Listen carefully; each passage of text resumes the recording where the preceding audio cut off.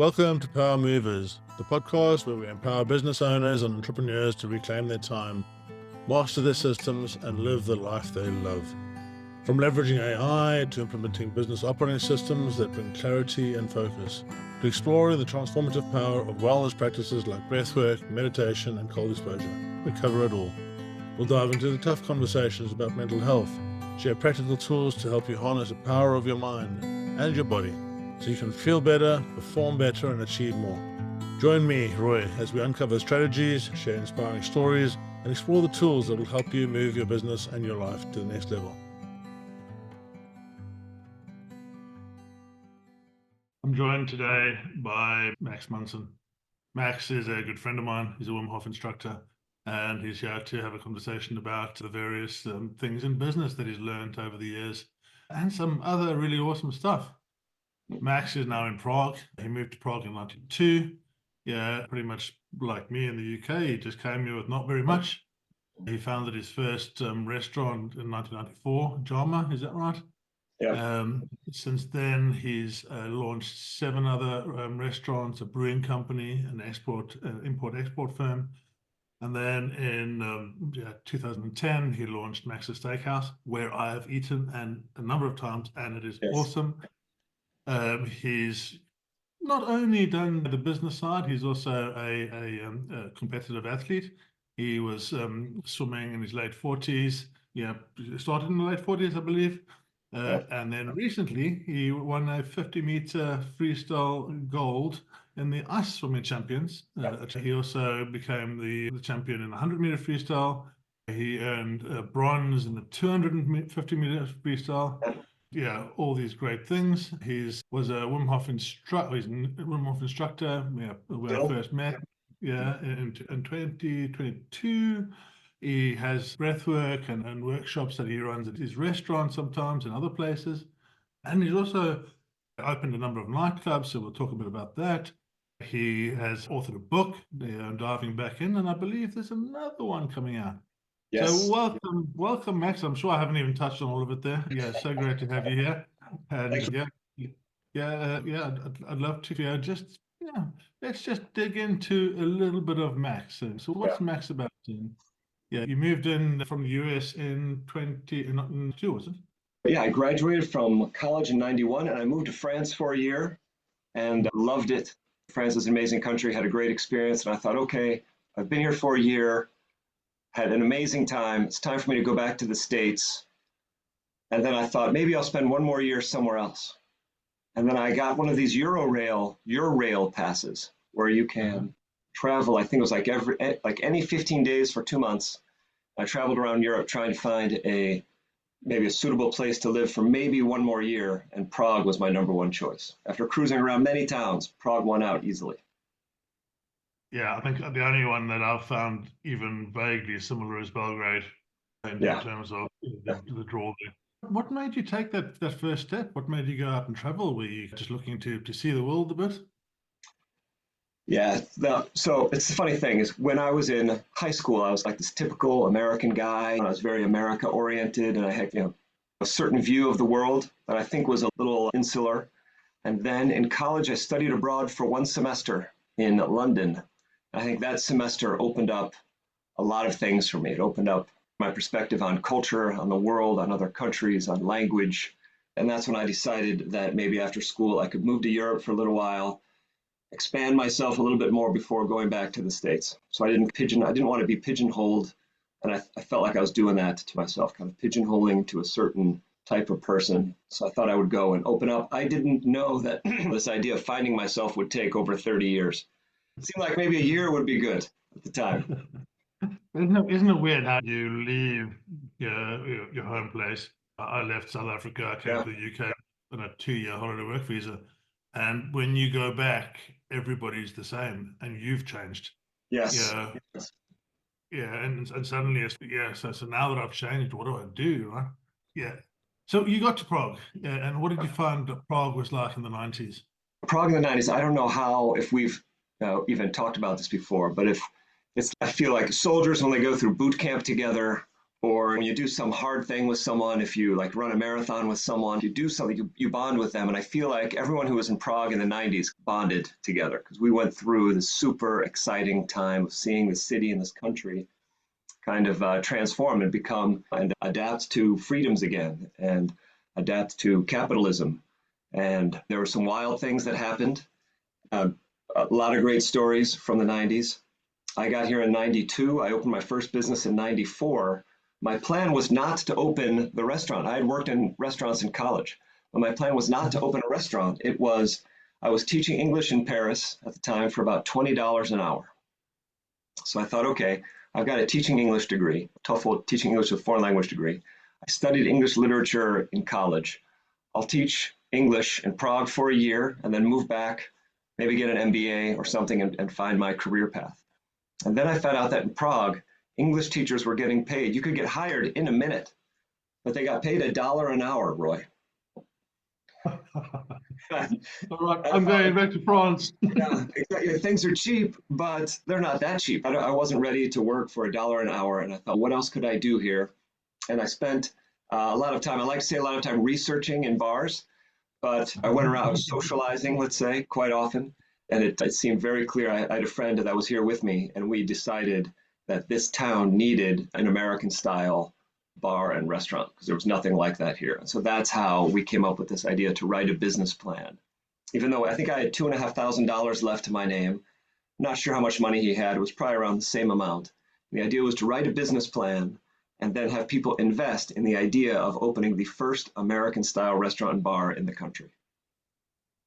And what was that? Yeah, I love people to be inspired to go and start their own businesses because I think business owners are such a unique breed. And it's that first step, right? It's that first step that you have to take. Yeah. What was that for you? Yeah, how did you actually decide, right, I'm going to do it? Do you remember that time? We're going to do it. Yeah, I absolutely do. We were sitting in a cafe called the Whale Cafe, but in Czech. And we decided that we were having this conversation. We were drinking beers. And we said, there's no place like it in town. We could do it. And it doesn't occur to you when you just finished college, you've never had a real job. I never had to really create anything on my own. That idea of opening something from zero on your own, it's a very foreign idea. Now, once you do it once, you've created that wheel, but we had no wheel, but we did have each other. And I think the confidence of building between two was much easier than if it was just me. If I was solo, I don't think I would have ever considered writing a business plan and trying to open a business on my own at that time. I took that first one. I think you don't give yourself enough credit, but yeah, I think there's a certain type of person that's an entrepreneur. You know, in some way you're born with that and you become it. Yeah. You evolve into it, and how you get there isn't really important. I think it's just how. When you take that step. Yeah. So you built this business plan, you went out, you started getting investors? Roy, we wrote a business plan and we were both English majors, so the business plan was very well written, but it was a terrible business plan. It was terrible. People got it and they didn't know what to do with it, so we received zero investment from our first business plan. And then we realized we had to go back to the drawing board. We went back to the library. We got manuals on how to write a prospectus, a legitimate business plan. We hired an accountant. I think without even paying him money, we took him out to lunch and dinner until he went through and did some financials for us so that we could build out our financial section of some forecasts on how this business could work. And then I think our business plan grew from about 18 pages to about 38 pages in, I think it was a 4 or 5 month transformation of the plan. And then we sent that out, and that's how we gained about $100,000 in seed capital. That's pretty impressive. That's pretty impressive. So take me through the first couple of years of that business. That you opened up 7 restaurants in the end? Yeah, so if you're doing something and you're making something work and you show that you know how to do it, there are other people want in. And so we opened up this restaurant from the first day. Although I think another American restaurant opened right before us and an American bar opened before us, we were the first American restaurant and bar in the country. Although other people were also chomping at the bit to open up a cool place, and they did, we were still one of the earliest to open up. And I have to say, it was the coolest thing because we priced it. Writing that business plan also takes you through the entire process of how this business is going to work. How many people need to come in each day? What is the average spend? How is the lunch business, the dinner business? What's going to happen on the weekends? You need to explore all that stuff. And while we were exploring it, we realized the target market has to be Czechs, because there's a million of them in this city, and the tourists, they're here today, but they could be gone tomorrow. They could be gone in December, maybe only July, maybe the months in the future where there'll be a lot of tourism could be July and August. So we focused on the Czechs, and that was great because that meant lower prices and everybody could come to the place. So we had the security guards from across the street. We had students. We also had business owners. We had the president of the country, Václav Havel, would come in, prime ministers, rock stars, actors. So we had this entire, when people say, what's your target market? Our target market was, and we hit it, was anyone who's Czech and over 18. And that's, as we all know today, that's a very broad market, isn't it? So it would only work in the 90s. Well, you couldn't do that today. No, you couldn't. But back then, that was like, we went for it, we hit it, it was great. So we were full all the time. It was a great meeting place so that not only did foreigners who spoke English, they felt comfortable there, but also Czechs felt comfortable there because everything was written in Czech first. We were not one of those tourist places that would only use foreign languages in their menus and etc. We would put everything in Czech, make the Czechs feel comfortable, and then the foreigners as well. And then just the whole style of the place was different. Czech pubs, up until that point, there was only seating at tables. There was no bar table. There was no bar stool. So we were the first place to open up with bar stools, like literally 16 bar stools along a long bar in the middle of the restaurant. And Czechs would come in and go straight to the tables, and the foreigners would come in and go straight to the bar. It was great back then. So you transitioned out of that. You sold some of those businesses, and presumably you did quite well there.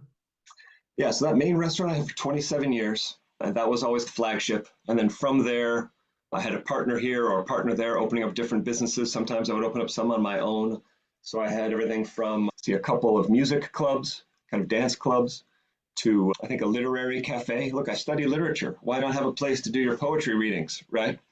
Yeah. So a literary cafe and bookstore, a sandwich shop, a sports bar called the Pax Sports Pub. That was Prague's premier sports bar for a few years. An Australian restaurant. We partnered up with an Australian woman to open up an Australian place. It was going to be authentic Australian. We imported a chef from Sydney.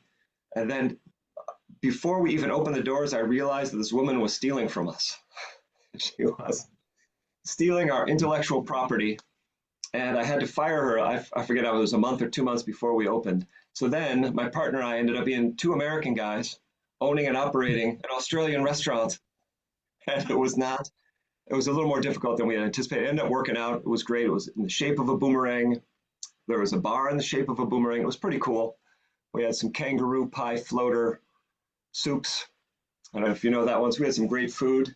And let's see, what else? And then I think another bar and grill restaurant. And then in 2010, I opened up this steakhouse. And that's one I've still got today. The other ones I opened and sold, I think just about most of them for a profit. The clubs did not end well. And the bar and grill that I opened up, I sold that, but at a loss. So this is not a story where everything was a success. I took some hard knocks there along the way. And that's business, right? If you don't take the hard knocks, what were your lessons in those hard knocks? What were the hard knocks? Or what do you tell people to inspire them to keep on going?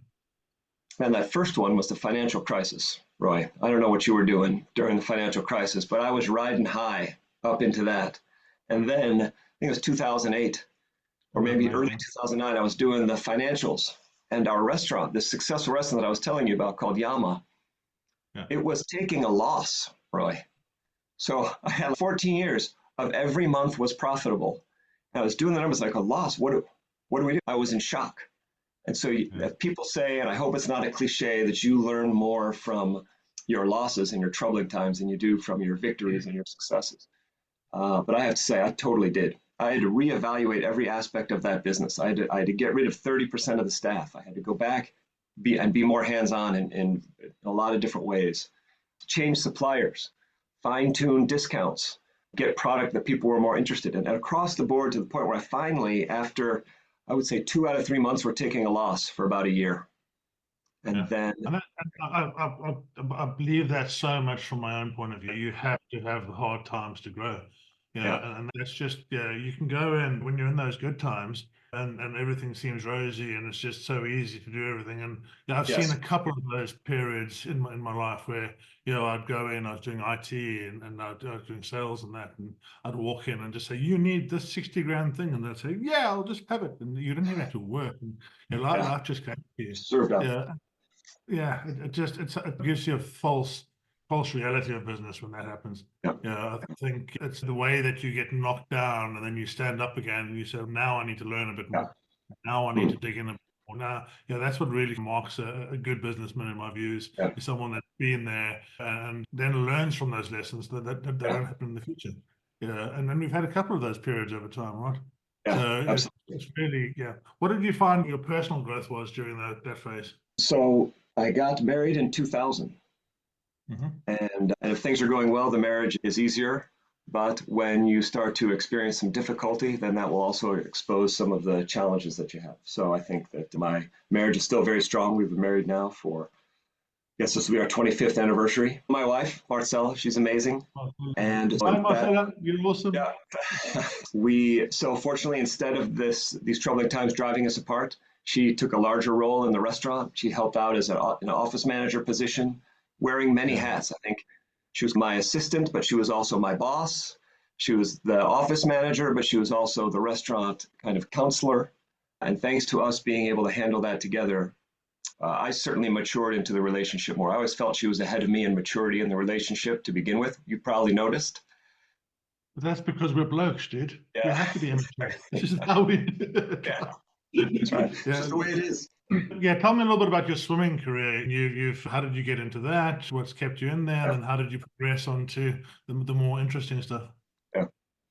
So Roy, I'm a middle-aged man, right? So at the age of 47, after not having swam a race since I was 17 years old, right? So I was a swimmer as a kid. One of these guys swam from 8 years old to 17 years old.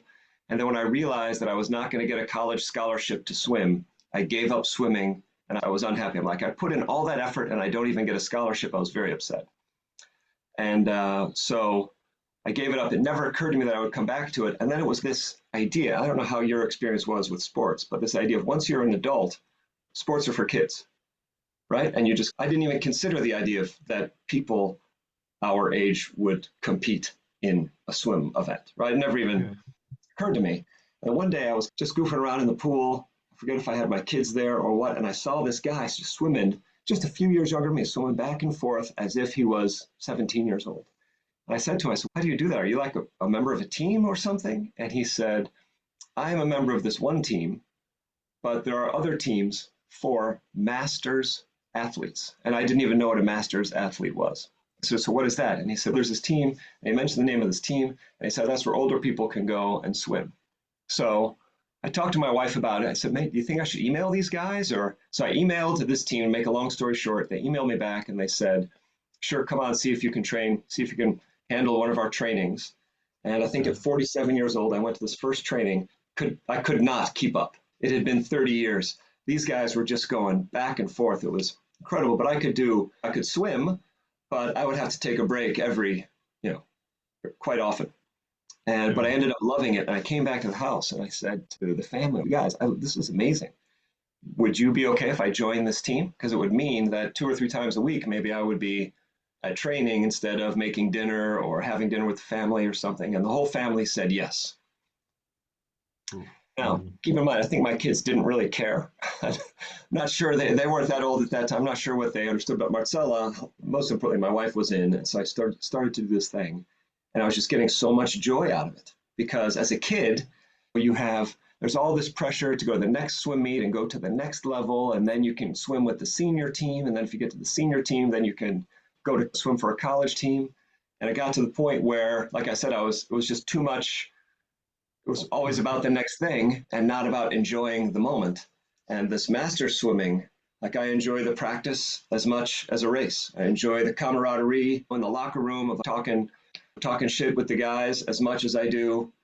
Let me ask you, one of the things that I found through my sporting career, and I do other stuff, right? I do skydiving and the free diving and other a lot of things.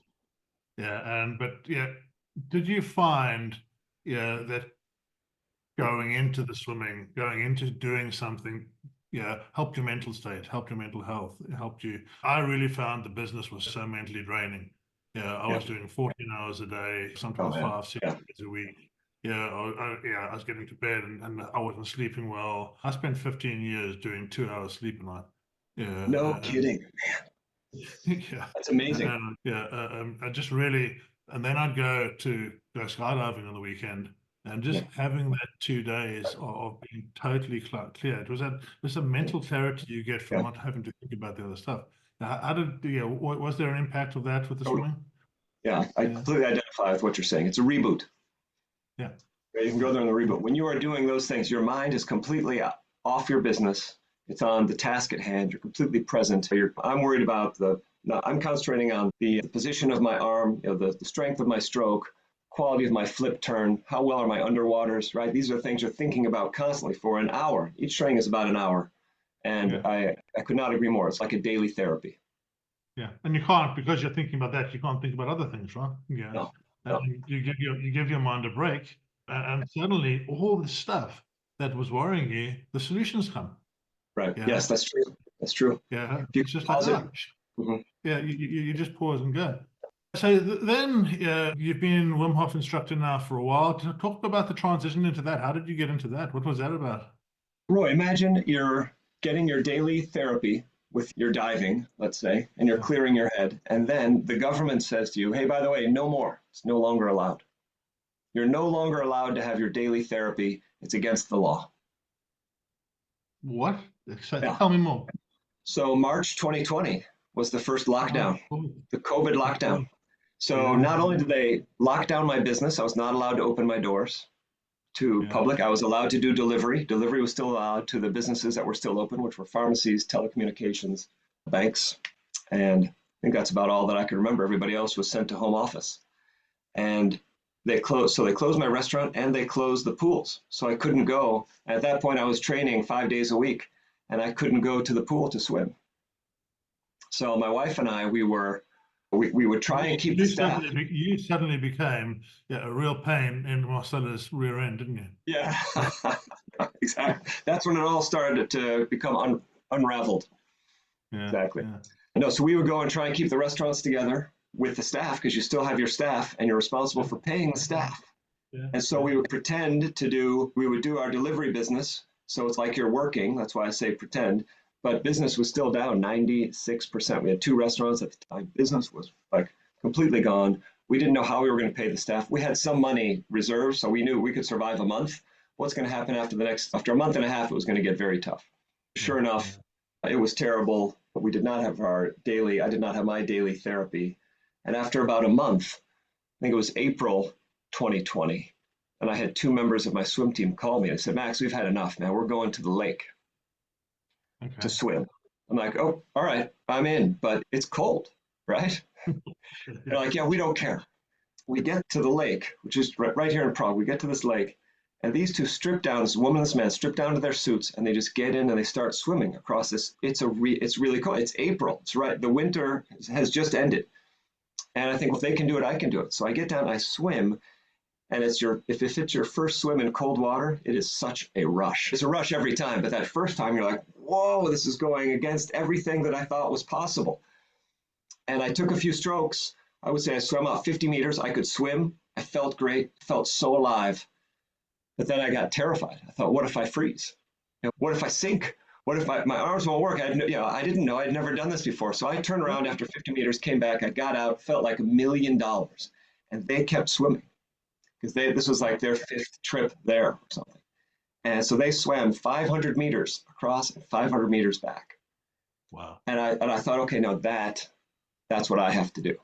So I went with them about every day or every other day, depending on the week, until within about 2 weeks, maybe it was 3 weeks, I was able to swim all the way across and all the way back.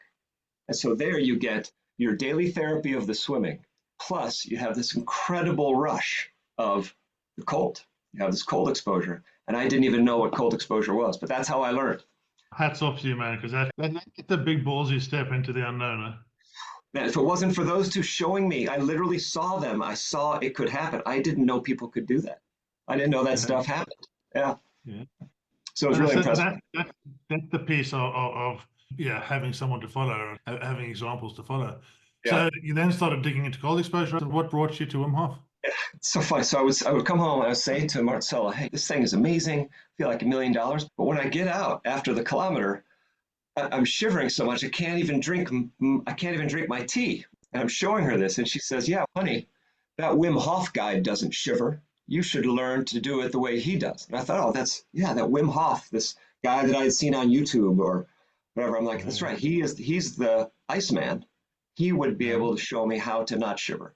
And another lockdown was happening at the time. I think there was like we were out of a lockdown and back into one, and so Marcella and I signed up for the 10-week Wim Hof Method course. And every day, instead of coming home and watching Netflix and drinking, I'm sorry to say, but during that first lockdown, we were taking it hard. We'd cut out the booze, we'd cut out the Netflix, and instead we would do this daily seminar, online seminar with. That's where I think you were in August 1, weren't you? That was when Yes. that Yeah. started. Yeah, that's where we first came in contact. Yeah. Yeah. And thank goodness we did, Roy, because I also talk about daily therapy. The breath work that they taught us and how to handle the cold. Sure enough, I learned how to handle the shivering, and I just went deeper. And I was so impressed with it all, so happy with how it helped Marcella and me handle this stress of the COVID lockdowns and the losing your. We lost one restaurant, we kept the other one, and it was so helpful. For sure, I wouldn't be sitting here in front of you without the Wim Hof stuff. Yeah, and I got to some really dark and deep places. Yeah, oh man, I had my adventure center which I bought, and literally, the same during COVID. It was just the biggest lessons I've ever learned, most wisdom ever achieved, but at cost that I think I'm still paying for today. Yeah, even though I'm grateful for it. And the breath work, I got to myself. I was sitting at the edge of. I had a 130-foot wind tunnel tower. Yeah, and I was sitting at the edge of this tunnel, and I was going to jump off. I was just done. No kidding, Roy. And I just decided to just do some of this breath work. Yeah, I did. Yeah, because I'd been doing breath work for a physical recovery, and I did some breath work, and it just gave me enough space back in my head. It just took enough emotion away for me to say, okay, no, I don't need to do this. You're ready to do more. Thank God. It was 4 in the morning. I came down. We went inside, and that day I signed up to the instructor's course. So no kidding. Yeah, it's like people need to know this shit. People need to know this stuff. Yeah. So we met at the it was in 22, wasn't it? January 22, I think it was. Was it level 2? Or were you? Were you in the January 21, 22? I think I went in. So yeah. My memory's not as good as it was in the old days, but yeah. I think we met when you were coming through for level 1, and then we did level 2 together. Yeah. Okay. Yeah. What have you? Yeah. How have you taken this back into your daily life and to people? I know you do some workshops, and you've got some awesome places there in Prague where you do workshops, and how's that been? People, without exception, everybody who comes through the workshop is happy that they did, right? So the feedback could not be better. I had this idea. I don't know about you, Roy, but I had this idea that there are people in this world who just have all their shit figured out. Turns out, I don't think I've met any of them. I thought they'd come across. Show me one of them. And so I thought, all right, only some people will be interested in this because there's those other ones who have stuff figured out and they don't need this type of thing. Well, it turns out everyone can benefit from this method. And some people more than others. If you're struggling with addiction or you've got a very depressing thing happening in your life, then people can get even more from the method. But even people who are just trying to get through their day, just trying to keep their families together, their business or their job, and just trying to keep things going, everyone can benefit from this method, these powerful tools that we give people with the breath work and the cold and the mindset. And that's what I like about the method is it combines those things into a powerful way to face life. Whereas once it's free, right? Once you've had the training and you've had some instruction, these are things that don't cost you anything. Unless you live in Mexico where it's hot all the time or somewhere in a hot climate, you can always go and find cold water somewhere. You can always breathe. for me, the breath work was the initial thing that was so transformative, right? Mm. Because yeah, I would go and I'd do the breath work and I just have a reset of my emotional state. Yes. Yeah. Yeah. And Yeah. yeah, just by doing this every morning, now I'm like, okay, let's get rid of all the stuff from yesterday. You know, Right. get rid of all those chemicals, you know, that are basically your emotions. Yeah, and Yeah. let's start again. And it just Yeah. gives you so much power. And for me, for business owners, especially getting them into something, it doesn't really matter if it's this breath work, other breath work, whether it's cold exposure or going for a walk or playing golf or whatever it is, you need to have your tools. You need Yes. to have your tools to make your Yeah. mind well as a business Yeah. owner. And having your mind well as a business owner then gives you the power to actually excel and to do much better. Yeah. And it's just, yeah, don't you find it very difficult though to take the message out to people because they're like, you want me to get in an ice bath? That'd be crazy. So true. It's so true. But the number of people who, as soon as you mention something like this, or it comes up, or they hear that you do it, say, "Oh, Max, what's up with that ice bath?" And so I'll tell them a little bit, and then they will say, "You will never get me in an ice bath." And then 3 days later, I can have that person in an ice bath. It must have happened a dozen times, where their automatic reaction is no way in hell.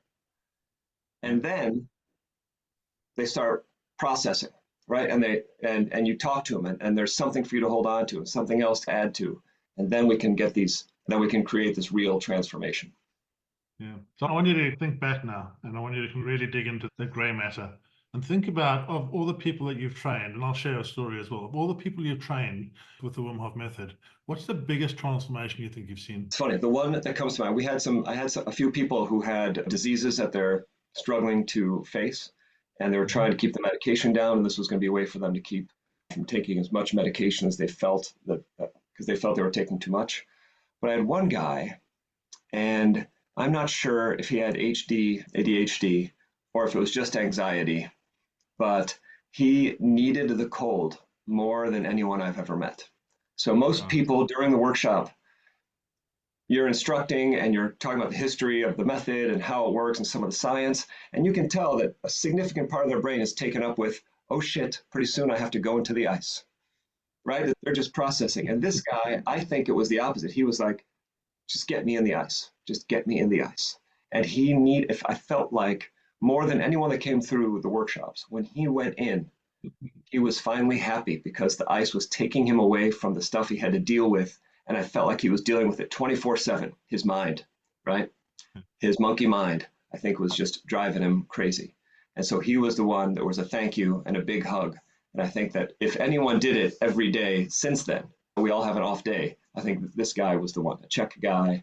And he went in, and he did not just go in up to his neck, Roy. He went in full bore, as much as he could keep his head underwater. I couldn't stop him. And then he didn't want to get out after 2 minutes. Yeah, it's scary, that, isn't it? Yeah. Yeah. What about you? Who was your most memorable? Two that I can think of. Sarah, who works with me. Sarah joined. She had 5 different autoimmune diseases. She had fibromyalgia, other things as well. And she came in and she walked up to me, and the first thing she said to me is, "I am not getting in the cold. I'm not." Oh, yes. Yeah. Do the breath work, but I'm not getting in the cold. You know that So one. yeah, like, okay, you can do whatever you like. And then I started going through the presentation and the scientific training, and I mentioned autoimmune diseases. And she came up to me kind of sheepishly afterwards and says, "I think I have to get in the cold."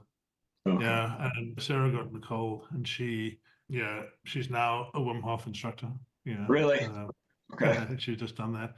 Yeah, she was stuck in a wheelchair a lot of the time. Yeah, she'd remodeled the whole house. Yeah, her husband had remodeled the house so that she could actually get around easily. Yeah. She sold her wheelchair a while ago. Yeah, and she's just an That's amazing amazing. bunch of joy. Yeah. So that Sarah will always be my kind of listen, this is what you can achieve. For sure. For sure. And then I major had one other one, which is interesting. I had a lady called Claire call me up. And Claire is actually a business coach at Cranfield University. And Cranfield University is one of the top universities in the UK. And she called me up and she said, "Hey Roy, I'm doing something slightly different for business owners, for high performing business owners and executives, and I want you to come and teach some breath work. I see you do the Wim Hof stuff." And I said to her, "Claire, why don't you come along? I'm doing a workshop on the weekend." And she said, "No, I've got my son this weekend." I thought, "How old is he?" "Well, he's 18. I thought, bring him along." And then she came. It was like 2 degrees outside. It was a lovely place down the road called the Boathouse, Yeah. and I think she thought she was totally mad, and she definitely thought I was even madder. But she came and she did it, and since then she's a business psychologist, which is great, right? So she actually comes in and she helps businesses when they have internal problems between Oh yeah. team members. Okay. And she pulled me in now, so now I teach breathwork for high performing individuals. At Cranfield once every 6 months, there's a program. Oh, no kidding. Okay, I didn't know that. Yeah. Yeah, and it's just so awesome to be seeing the people that really need it. For me, I love business owners. I think the real the crux of how an economy runs is business owners. Yeah. Yeah. And to bring this to them in that format, just it has been a real honor and a pleasure. So, outstanding. Yeah. You're helping those who are helping society as well, keeping it moving. Yeah. The And did you motors. see the penny?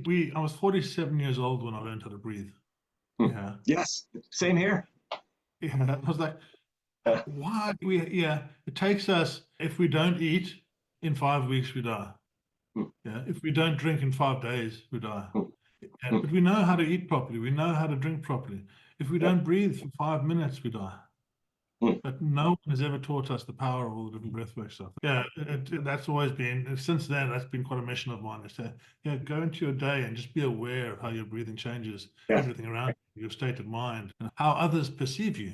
Because when you're less of a shit, then everyone else is less of a shit to you. So, yeah, we can be less of a shit too when we go into those situations where maybe they throw us off, the high stress situations, the big challenges, and maybe we're not our best self. But if we control our breath, then we can control the way we react in those situations. And it's just like you said, that we can keep putting our best self forward instead of being that little shit, right? That we could be in those times, whether it's an argument with a loved one, or someone's talking to their boss and getting a raise, or you need to renegotiate with a key supplier, or like these moments where things, if they just go a little wrong, the outcome will be significantly different. You're just so much more powerful within yourself. Yeah. As soon as you're more powerful within yourself, you've got clarity, you've got vision, you can see where you need to be, and it just makes life so much easier, right? Yeah. So then you've done the Wim Hof, and then you decide, actually, what I'm going to do now is I'm going to go and do some ice swimming not just cold water swimming, ice swimming. So tell me about that. Who knew that ice swimming existed? Another thing, I had no idea. And I remember these guys that brought me, these two swimmers who brought me to the lake. One of them had joined that year a cold swimming team, not necessarily ice swimming, but basically the same thing, ice swimming team. And the next year he convinced me to join as well, because even though the restaurants were generally and pools were open as often as they were closed, there was still this time where you would need to go into a lake or a river if you wanted to get your swim on. And so I joined this team because they had some facilities that I wanted to use. And I thought it would just be me and this guy and maybe like 13 other crazies. And it turns out there are 600 people on this team. Tell everybody what ice swimming is actually about. And just set the scene like as a worldwide kind of. So in this country and a few other countries, for example, in Scandinavia, there are these teams or groups or cold dipping groups. And that is where there will be, let's say, a shack or a sauna or a little kind of clubhouse near a body of water. And these people will go, they'll get changed into a swimsuit, and they will go in together to a lake or a river. And generally these people are swimming, slowly, breaststroke, or just sitting in the water, or maybe a few of them will swim freestyle. And those types of groups have existed for some time. Yeah. And they're cold dipping. The Czechs have a word for it. It's like the toughening uppers. We would call it maybe in English, maybe polar bear clubs. I'm not sure. Cold dipper clubs. And then, so from that type of culture, some people started to compete. And I don't know when exactly this was, but these teams would then compete against each other in water. And in order for it to be ice swimming, it has to be 4 degrees Celsius or below for it to be officially ice swimming. Now, you can still do the races if it's 7 degrees. It's still very cold, but it's not officially ice swimming, and you don't get as much credit or points, because people are now measuring the points for these races. So you have teams, there are many teams in this country. There could be, 100 teams in the Czech Republic, in this little country, teams from around the world. And then as people get better at handling the cold, and combined with intense physical activity, they start to compete on a higher and higher level. So for me as a swimmer, I could compete as a swimmer in warm water, and I knew how to do that. But taking that ability and putting it in the cold water is a major challenge, because as soon as you start to exert your energy, the cold just strips it away from you. Especially I'm like a slimmer guy. Some of these guys have a few more extra layers, so maybe the cold is not stripped from them as fast. But I could be frozen after just swimming for 2 minutes, even though normally I could sit in an ice bath for 10 or 15 minutes. By the time I was done with a 100-meter sprint, I would be done, and I would be shaking as if I had taken a 10-minute ice bath. So the ice swimming is about combining your ability to handle the cold with your ability to swim efficiently in the water.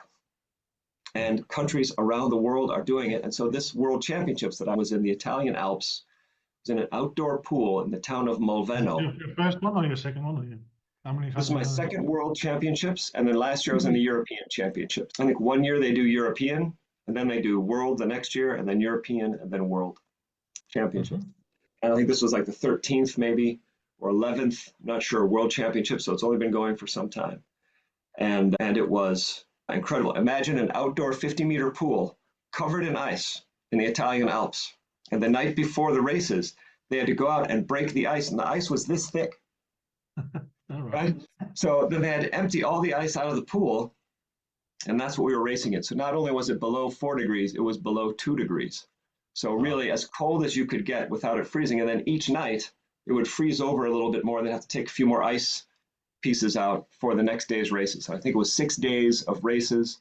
49 countries were there, almost 800 swimmers, and all of us competing. Who knew? Who knew? Oh, the team from Chile, they had 12 people from Chile. From Mongolia, they had 8 people. Right, and then there were other countries that had a larger, I think there were 40 from America. There were, I think, maybe 16 of us from the Czech Republic.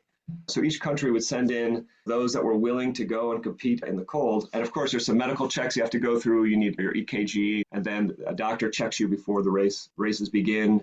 After your long swims, you have to go see the doctor right after the race so they make sure that you're seeing clearly, your brain is functioning. It's not always functioning, but at least enough to be able to walk after these races. And so now I have gotten to the point where I was able to win the 50 and the 100. And then the same guys that I beat in the 50 and the 100. Let's just stop there for a second, right? Okay. You are the world champion in 50 and 100-meter ice swimming. That is right. That is right. Yes. Yeah, that thinking that's pretty very awesome, dude. That's an amazing achievement. Thank you. I'm still on cloud 9. It's amazing. It's amazing. Yeah. We have the age groups that you do it in are 5-year age groups. So when I was a kid, it was like 11 and 12-year-olds or 13, 14. Here in this type of group, so my group is say 55 to 59. Before me, every 5 years, there is a category. So these are the ones. So I do not have to try and compete against a 25-year-old Olympic swimmer because they are there, right? Yeah. These Olympians are a different level. They're so fast, it's hard to imagine that I ever swam anywhere near that speed. But yeah, so when you are able to compete in your age category, it does give you a chance. But still, I think we had, I don't know, 40 to 60 guys competing. Wow. Maybe, I'm trying to think how many in my category itself, probably 16 or 18 in my group. And then these guys that I would be able to beat in the 50 and the 100, they are cold adapted better. So when it came to the 250, I couldn't stay ahead of all of them, and that's why I took bronze. And then when it came to the 500, because by the end of that 500, I am starting to, if it was warm water, I think I could have still beaten these guys. But in this cold water, they have been doing it longer, and they are more cold adapted. And the longer the race, the more of that cold adaptation is necessary for you to still compete at a high level. Yeah. And that's, but now you have something to chase. You've only been doing it a couple of years. Now you've got something to chase after, right? Yes, exactly. And it's never boring. And Roy, there's this transformation that happens. And this is one of these key things. It's as if it's like a real life example of the Wim Hof Method being applied to the power of the mind. And so I was training for this for about 3 months leading up to this race. And I would get into the cold pool 3 times a week. And even if you do this a lot, we can both attest, when you go to get in that cold water, it's never easy. My last thought this morning was like, why? Why am I doing this? Why am I doing this? But then we get into it and it's okay. But that time before is even worse than getting into it. You're thinking, oh boy, I got to get into this. Oh man, maybe today I don't need to. I was in 2 days ago. I don't need to. And you recognize, and you have to tame that other side of your brain. You get in, you do this training, and I realize this first 50 meters is going to be really hard, and then it'll be okay, and I'll swim 500 meters. And really only the first 50, you're struggling to overcome the pain and the shock of the cold. And that happened every day during these, or every other day during the trainings. But then, and here's the power of the mind, when you get in for a cold race, and I was training in 6-degree water, and now the cold race is, let's say 2 or 1.8 degrees, and you get into the water, you do not feel the pain.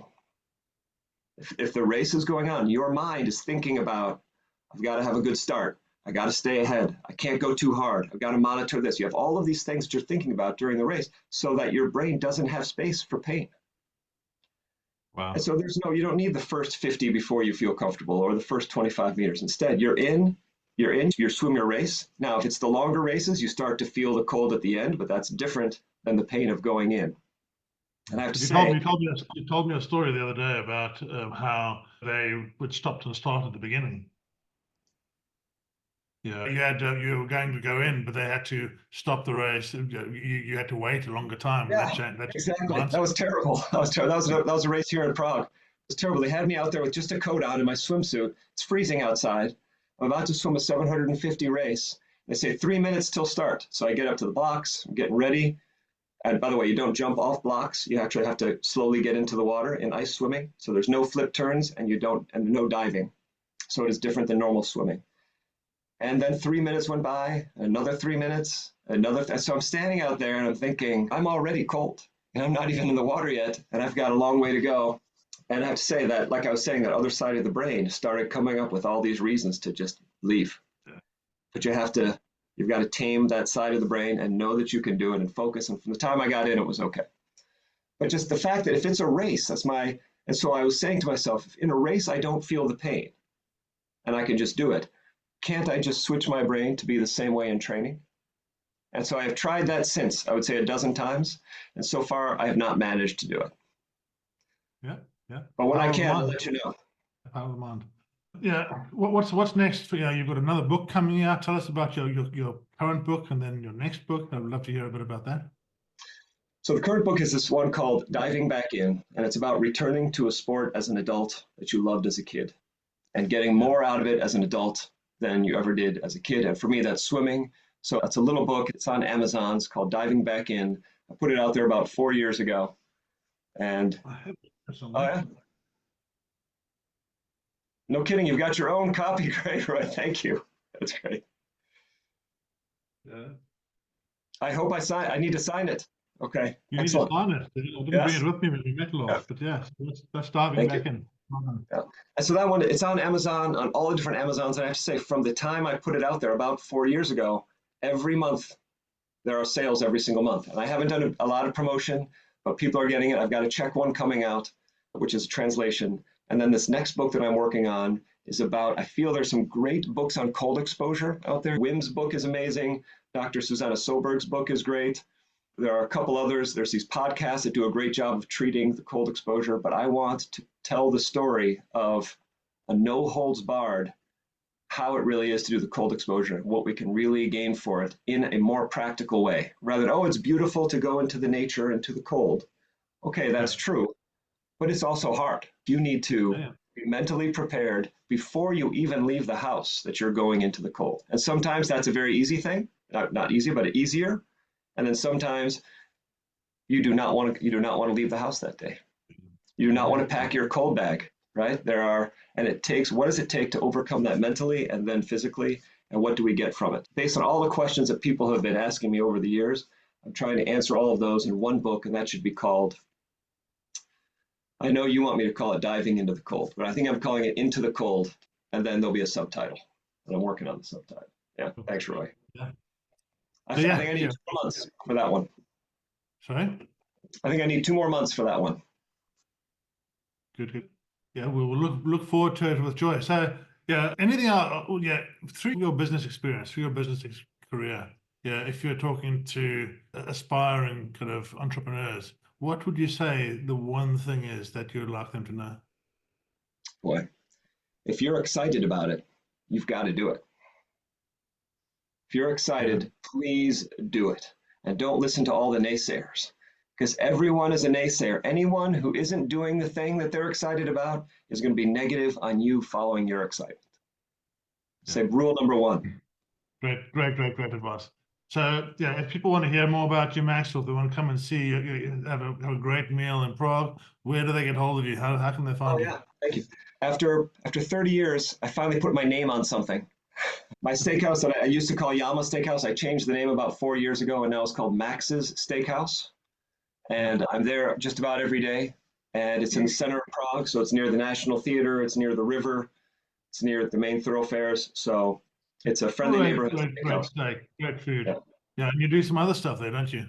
What else do you do there? So Wednesdays? I've got I'll do regular whiskey tastings every Wednesday. I'll do wine tastings. I'll probably start doing tasting Tuesdays for wine. I've been a sommelier for over 20 years. And we just added a dry ager, Roy. I don't know if I told you, but we're one of just a few places in town that have dry aged steaks. So it's a bit of an upgrade. We've put it up to 11. And there's always something. And now brunches. Brunch. Yeah, Yeah, brunch, is it? yeah, yeah. Literally after this call, Roy, I'm going to have brunch with my family at the restaurant. Yeah, I want to be there we so love to have badly. you. Yeah. Yeah, you're definitely coming soon. So yeah, just leaves for me to say thanks very much for joining me, Max, and yeah, sharing your story. Really inspiring. Yeah, look forward to Thank catching you up for having me, Roy. I appreciate it. soon. Righty, ciao. Okay, talk to you soon. Thank you. Thank you for tuning into Power Movers. I'd love to hear your thoughts, questions, or ideas for future episodes. Feel free to connect with me on LinkedIn, Facebook, or Instagram, or drop me an email at roy@allthepower.co.uk. I'd love to hear from you. Remember, the content in this podcast is for informational purposes only. Always consult a qualified coach or professional before making significant decisions. Until next time, keep moving forward, stay inspired, and live the life you love. Thanks for listening.